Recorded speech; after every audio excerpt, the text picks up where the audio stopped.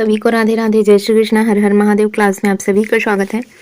अगर आप चैनल पर नए आए हैं तो चैनल को सब्सक्राइब कीजिए और अपने दोस्तों तक शेयर कीजिए। आज की क्लास में हम करेंगे नदियों को। सबसे पहले हम देखेंगे नील नदी। नील नदी विश्व की सबसे लंबी नदी है। ये कहाँ स्थित है? ये अफ्रीका महाद्वीप में स्थित है नील नदी। इसकी लंबाई पूछा जाता है, 6650 किलोमीटर इसकी लंबाई है। नील नदी की दो शाखाएं हैं, एक तो ब्लू नील है, एक व्हाइट नील है। ये दोनों शाखाएं मिलेगी सूडान में। ठीक है, सूडान के जो खार्तूम शहर है वहाँ पर ब्लू और वाइट नील है। ठीक है, ये उनकी शाखाएं हैं।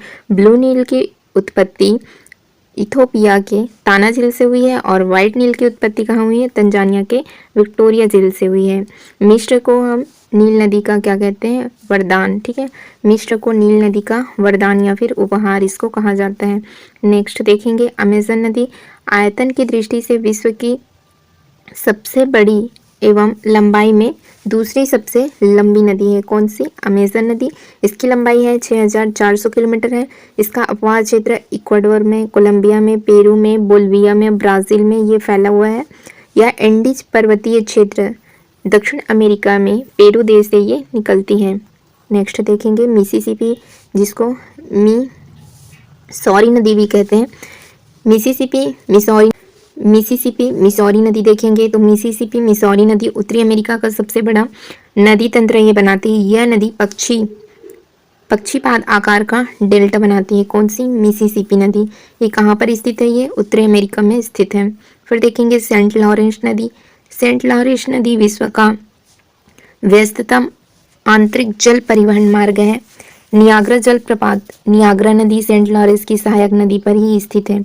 सेंट लॉरेंस की उत्पत्ति ओंटारियो झील से हुई है। इस नदी की लंबाई पूछा जाता है 1197 किलोमीटर की है। सेंट लॉरेंस ये सबसे व्यस्ततम आंतरिक जल परिवहन मार्ग है, सेंट लॉरेंस नदी विश्व का।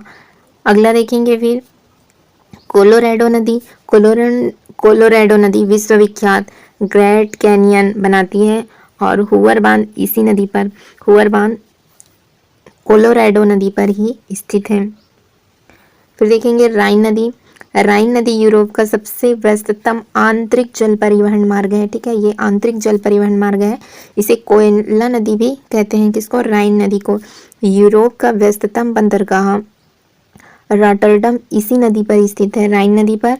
यह नदी स्विट्जरलैंड में, लिechtenstein, ऑस्ट्रिया, जर्मनी, फ्रांस, नीदरलैंड से ये प्रवाहित होती है। फिर आता है डेन्यूब नदी। डेन्यूब नदी का उद्गम जर्मनी के ब्लैक फॉरेस्ट पर्वत से हुआ है। यह नदी 4 यूरोपीय राजधानी से गुजरती है। Veena Australia, Budapest Hungary, Bucharest Romania, Belgrade Yugoslavia से ये गुजरता हुआ काला सागर में ये गिरती है। अगला देखेंगे फिर वोल्गा रिवर। वोल्गा नदी वल्दाई पहाड़ी से निकलने वाली नदी है। यह किसमें? तो कैस्पियन सागर में गिरती है वोल्गा नदी। इसकी लंबाई है 3645 किलोमीटर।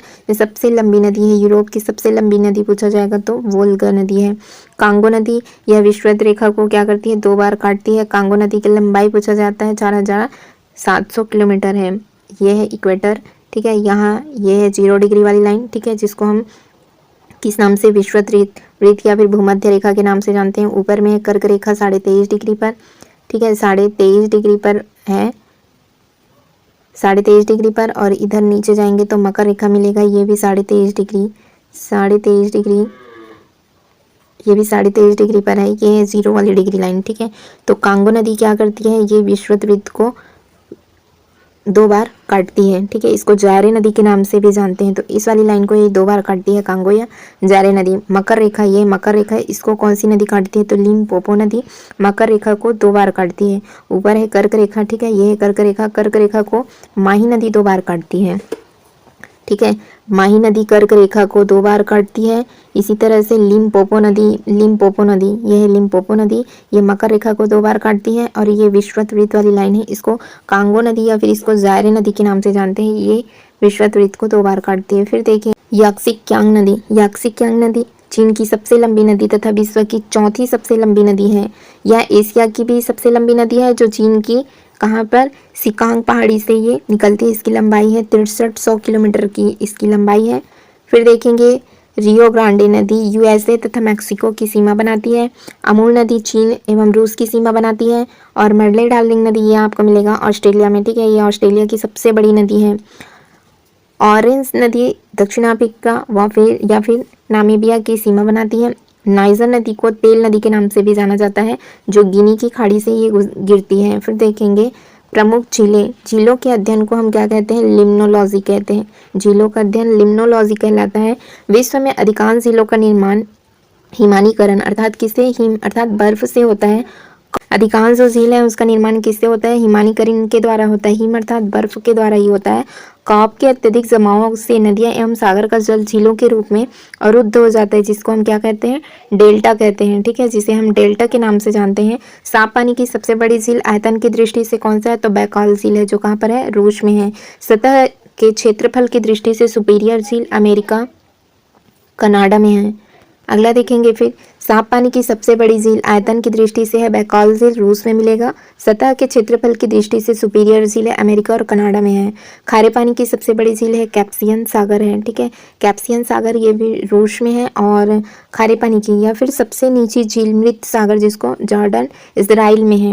विश्व की सबसे ऊंची झील है टिटिकाका झील, ठीक है, सबसे ऊंचा झील है ये। विश्व की सबसे ऊंची नौगम्य झील टिटिकाका पेरू बोल्विया है। विश्व की सबसे गहरी झील बैकाल झील है। फिनलैंड को हजार झीलों की भूमि कहा जाता है। हजार झील की भूमि फिनलैंड को कहा जाता है। कैप्सियन सागर है रूस, कजाकिस्तान, तुर्कमेनिस्तान, अजरबैजान तथा ईरान में स्थित है। सुपीरियर कनाडा और यूएसए में है। विक्टोरिया युगांडा, तंजानिया और केन्या में है। अरल सागर है कजाकिस्तान और उज्बेकिस्तान में। यूरान है कनाडा और यूएसए में। मिशिगन नदी मिलेगा यूएसए में। फिर देखेंगे टंगानिका, ये है कांगो गणराज्य, तंजानिया, जाम्बिया और बुरुंडी में। ग्रेट बियर है कनाडा में। नेक्स्ट अगला देखेंगे फिर बैकाल, ये कहाँ पर है? रूस, साइबेरिया क्षेत्र में है। मलावी या फिर न्यासा, तंजानिया, मलावी और मोजाम्बिक। ग्रेट स्लेव कनाडा में है। ईरी है कनाडा और यूएसए में। फिर देखेंगे विनीपेग कनाडा में है। ओंटेरिया है कनाडा और यूएसए में। फिर देखेंगे लेडोगा रूस में है। और बल्खस कजाकिस्तान में। चाड, ठीक है, नाइजर नाइजीरिया और चाड में ही बहती है। नाइजीरिया और चाड में। और ओनेगा रूस में। टिटिकाका पेरू और बोलिविया में। फिर नेक्स्ट अगला देखेंगे अथावास्का, ये कनाडा में है। द्वीप देखेंगे, द्वीप स्थल खंड ऐसे भाग को होते हैं जिनके चारों ओर जल का विस्तार पाया जाता है। ग्रीनलैंड विश्व का सबसे बड़ा द्वीप है। राजनीतिक रूप से यूरोप के भाग हैं, जबकि भौगोलिक रूप से उत्तरी अमेरिका के भाग हैं। मेडागास्कर हिंद महासागर का सबसे बड़ा द्वीप है। और मांजुली द्वीप ब्रह्मपुत्र नदी के मध्य में स्थित विश्व का सबसे बड़ा नदी द्वीप है मांजुली द्वीप। अमेरिका के पास स्थित है।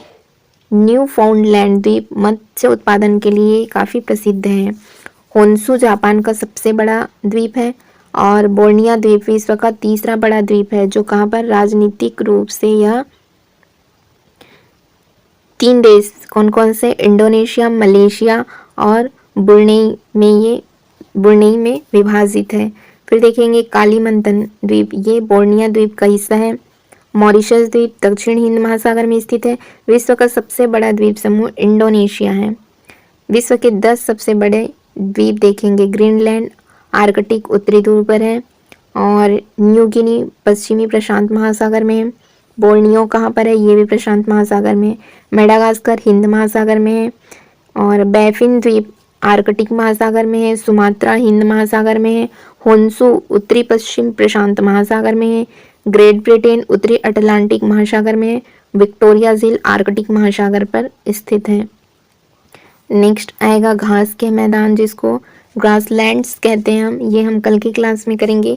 आज की क्लास हम यहीं तक के लिए रखते हैं। Thank you friends, thank you all.